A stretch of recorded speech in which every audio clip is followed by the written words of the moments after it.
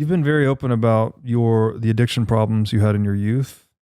And you talked about on a show that I watched that it created like a dishonesty within you. You said something like, if someone asked you where you got your shirt, the first thing you would ask about is, or you would think about is, how do I gain power in this conversation rather than, where did I get this shirt? Yet over time, you started I think you described it as like the painful telling. Like when you say something that's not true, you would come back to that same person and say, actually, what I just said is not true. And the pain of doing that over time enables you to discipline yourself into becoming an honest person. And then there was something you read by C.S. Lewis, you said, which inspired you to strive to become as honest as the daylight. And correct me if I'm wrong here, but I also have heard you say something to the effect that your campaign is essentially an experiment on telling the truth to the American people to see where that will take you. And this is the philosophical part. Can you tell me how you personally define truth? Is a word we throw around a lot, but I don't think we often zero in on it. And can you describe to me how your relationship with truth has changed throughout your life? Well, first of all, the C.S. Lewis quote that I came across was C.S. Lewis was famous. Mm-hmm. He would never describe himself as a theologian, but he was definitely a Christian philosopher, and philosopher. But he was a brilliant writer. He wrote these great science fiction novels called Perelandra and Out of the Silent Planet, and then he wrote kids' books, the Narnia books, and then he wrote a series of really brilliant and very, very easy to read, accessible kind of religious. I guess you would call them monographs almost. Mere Christianity? Mere Christianity is right. The problem of pain. Yeah. And he's a very interesting mind. He deals. No, he's got a chapter, and I think it's in Mere Christianity or The Problem of Pain, which are very short books, very easy to read, about what happens to pets when they die. And it's fascinating stuff. But probably his most influential books are the Screwtape Letters, which is a series of letters from a devil, a senior devil, to a junior devil who's trying to tempt a human being who has just righted their life. Somebody who's sort of just gotten sober and made a commitment to turn their life over to a new, like a Christianity. And the young devil is trying to lure the person into, back to their old ways.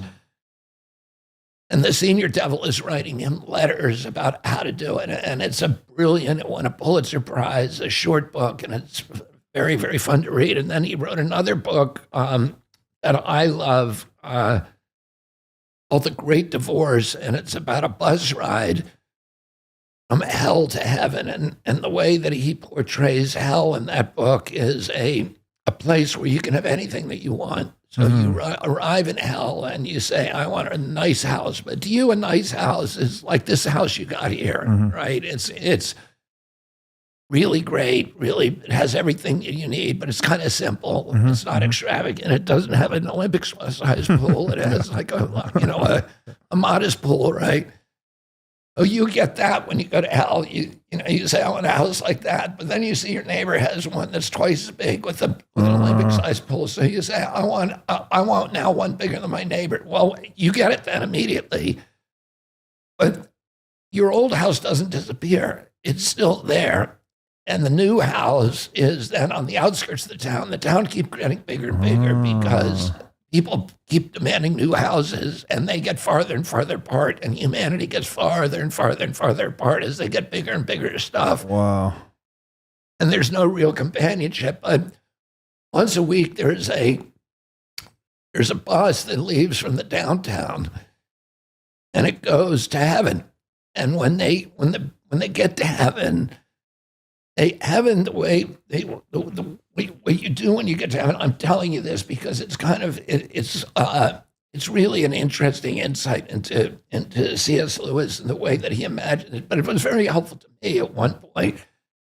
But it's a place where when you you land there, you land at a kind of the shore of a great sea, and then you start hiking inland, and you're hiking toward these distant mountain range, and that's where God is.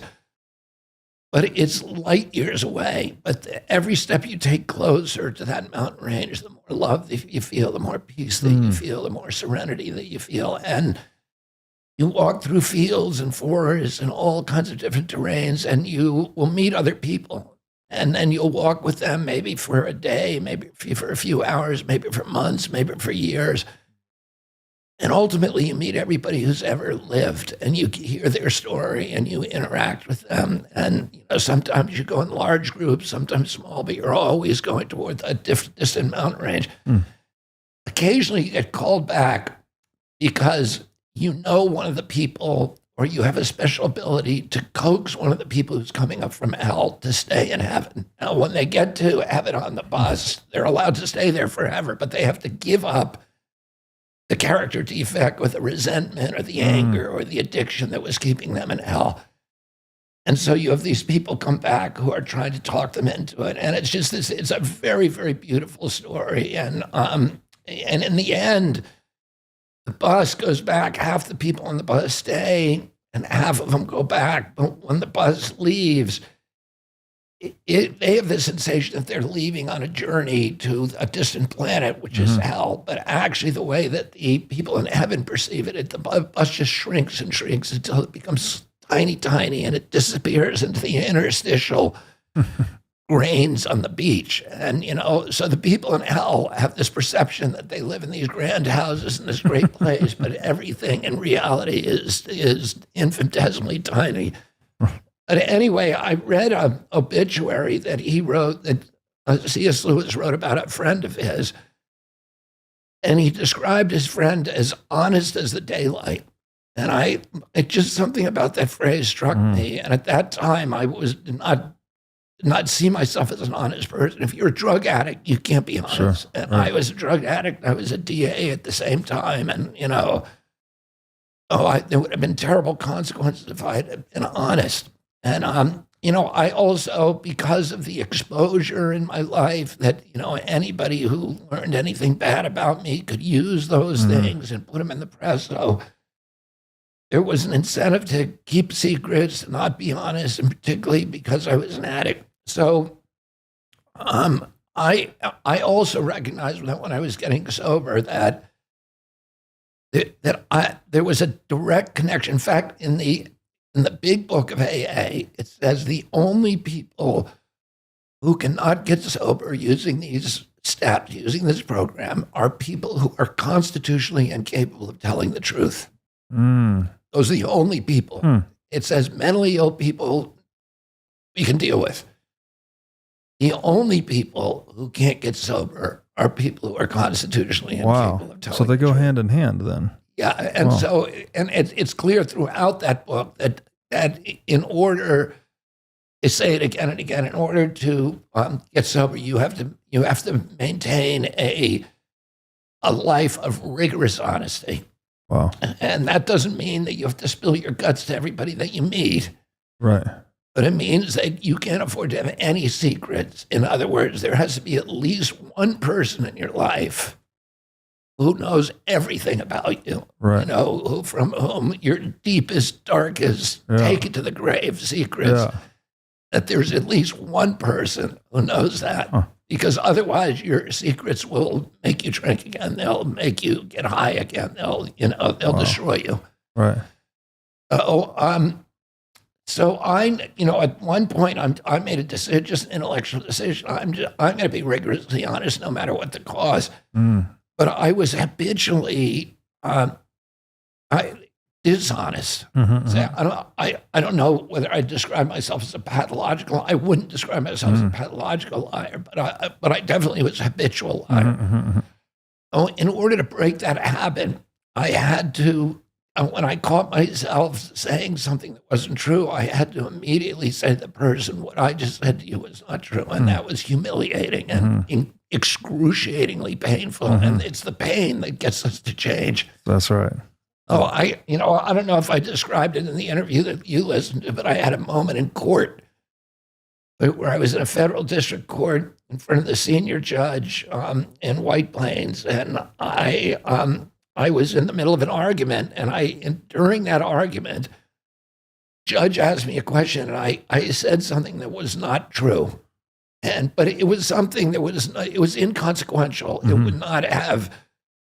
There was no way that I could ever get found out. You know, it just happened to be not true, and it wasn't that big a deal. But I sat down, and I just, it just started eating me. And so the next time I stood up, I said, Your Honor, I wanted to say that what I said in my last statement was not true. And there was just a moment, like a microsecond in the court with a bailiff and the woman who was the stenographer, and everybody just sort of looked up for a second. Where it's like, oh, I haven't seen that before from a lawyer. And then everybody went back to business as usual, and the moment passed. You know, but for me, it was a critical moment. You know, I'm sure everybody else forgot it within seconds. But for me, it was critical because, you know, it was part of me making a commitment to myself that no matter what the cost was, that that this was the most important thing to me. Be honest with other people. Wow. And I read that around that time. I read that obituary by C.S. Lewis, and I was like, wow, you know, I wish that one day somebody would say that about me.